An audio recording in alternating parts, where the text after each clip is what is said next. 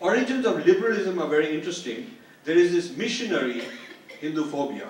It's filled with all kinds of strange things, and there is, you know, all kinds of claims of this happened and this violent happened. It's generally violence, oversexed people, abusive culture, they don't look after their children, they are grotesque, they are immoral, they are irrational, that kind of an image.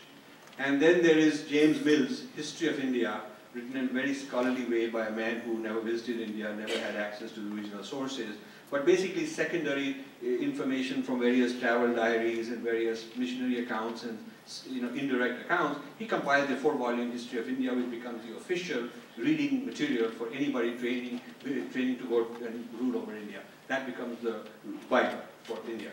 And then there is Hegel's Universal Teleology, which says that all civilizations evolve, and we, the West, are at the front.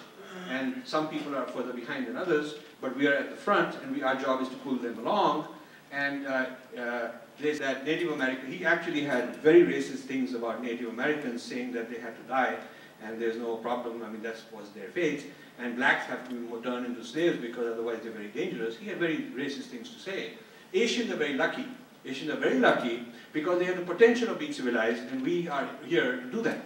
So there, it is very good news. So this is a kind of a Hegelian theory of race. So I'll be happy to supply you with all the references of what Hegel said. These are not the most favorite things that in the colleges today they tell you about Hegel when they teach you as a great hero of thinking.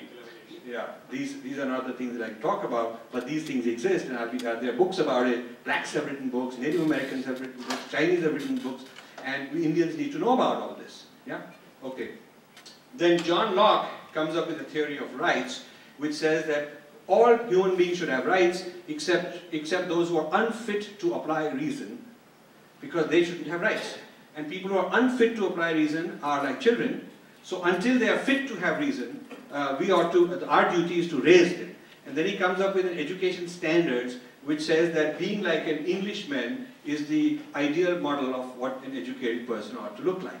So people have to be like him to be qualified to have reason and hence have rights. Yeah? So then John Stuart Mill comes up with a theory of progress and civilization based on John Locke's theory of rights, saying that just like individual children and individual adults have a relationship on who has rights, so also civilizations, some civilizations are children. So he classifies some civilizations are babies and some are like teenagers, and so we are mature, we are the adults, and we have to manage all these civilizations. So there's a whole theory of rights, very logically reasoned for thousands of pages and considered one of the great accomplishments of Western civilization.